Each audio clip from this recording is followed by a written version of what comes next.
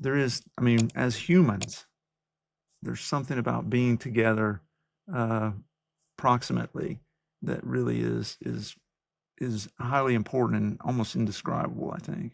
And I think one of the reasons why, and we could probably find a way to add to this thing that we do digitally, but I think one of the reasons why is that you get to know more of the person when you're around them. And the more is, well, you get to see more of their body.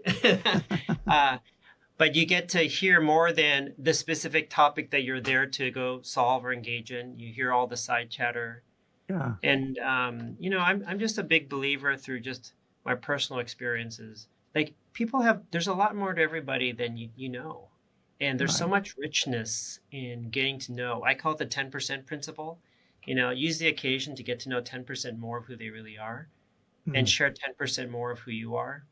And that's not just interesting facts that you get or you receive or give to another person, but it actually helps you connect better. And it's just that when you're together in person, you're able to convey more of that. But obviously, there's ways to create more time and space, even in a video conference, for that. But the more you feel known and the more you share, and that's maybe the reason why authenticity is maybe the word of the decade around leadership, and that is being real, showing more of who you are as a person. I am a business person.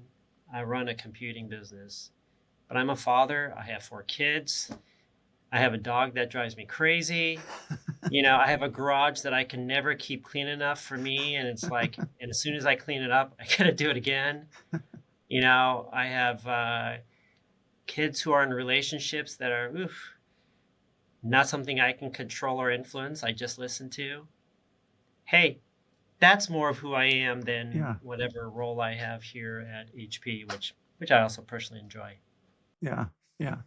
Well, I mean, thanks for sharing some of that that human side for our listeners. Certainly, I think most of those things I know as a friend, but it's good to really be authentic to people that are out there because probably people anybody tuning into this and they say Alex Cho HP, oh, that this name or whatever, and they come to it with some expectation, some frame that their box they put you in, right? And whether that's fair or not, offering, hey, here's more, um, and also I think when we do that as leaders, we let down our guard. We're more authentic, as you said. We allow other people to do the same thing and to know that you can be human and still be able to do this to some degree well. Yeah. Tom, if you were to get me in a coaching relationship and say, hey, Alex, what have you learned most and had to work on in terms of personal development? This is probably one of them. When it sounds like it's going to be a generational statement. When I started work, not that long ago, but I'm not a, Gen Z, obviously. Um, we kept our work lives and our personal lives different. Yeah. It was different. I would never have thought of talking about my personal life at work. And quite frankly, what I never thought about talking about my professional life personally. I distinctly remember a time when there was someone at work who heard that I had children. And I remember what she said to me. I had no idea. And I thought, what? And you know what was so interesting?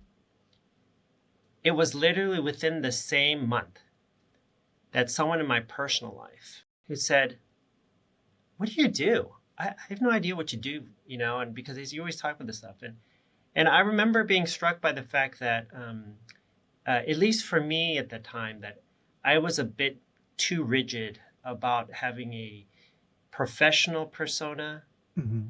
and having a personal persona. And it was not ultimately, actually, I lost something by not allowing people at work to know that I have life outside of work. And I lost something within my personal life by not allowing them to know that I have a career that is a part of who I am.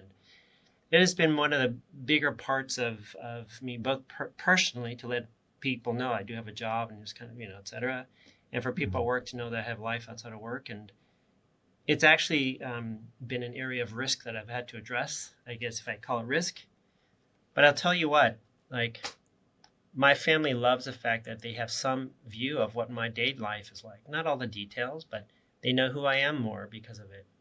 And I think people at work appreciate more that they know that I'm more than a machine. Someone has said Yeah. once, "You're a machine, you're an action item man," and that I'm a person. So it's Yeah. been my probably big area of needing to develop as a person and as a employee leader. Yeah.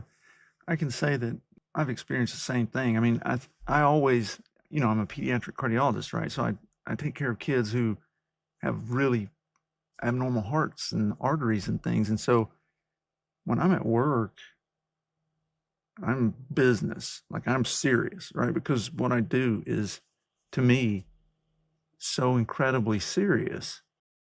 And so I think people, when I make it, I'm always making jokes. They may not know it. My humor tends to be pretty dry. Sounds like a dad joke kind of Yeah. guy. Yeah. I'm a dry humor kind of guy most of the time. And so people, I'll say something, they don't understand it's a joke because they see me as this just hyper serious person in a work environment. And and so that's something too, just like you, that I've had to work on to be like, okay, let's show our human side to those we're working with. Obviously, I do that with families and things, and I empathize and care for them in those moments. But it's different with the folks that I work with, and so learning how to do that well and still learning that. But yeah, I think you and I probably share some similarity in that regard. I'll tell you one thing that is really unlocked for us if I combine this to the day job. My day job is to, develop PCs and peripherals and displays and all these things. And what struck me is we use slides like every company, probably too many slides. Yeah. And the cover slide, our old cover slides, just before you get into the content, it was just like, I don't know, dull and dry. And like, so now I have this thing where I want my cover slide, and we have the standard cover slide, and it's got boxes of people and younger people, older people at work, at home, outside. And then I take the occasion to tell our customers and partners, but also internal teams, we create products, millions of products, millions, worth billions of dollars. But you know what? Our goal is not the P of products, our goal is people. And so we see that our mission is to help people connect to work in the office and now at home. We address people who are younger and learning in education, older in the workforce. And for us, that has been more than rhetoric. It has actually been a wonderful way of recognizing that we innovate for people. And innovating for people is what drives a mission that lasts beyond the current financial quarter or year. It's something that lasts. And it is the bigger thing. Again, I'm a big believer that people do well when they recognize they're part of something bigger. And maybe it is similarly not just talking about the what of the product, but the why.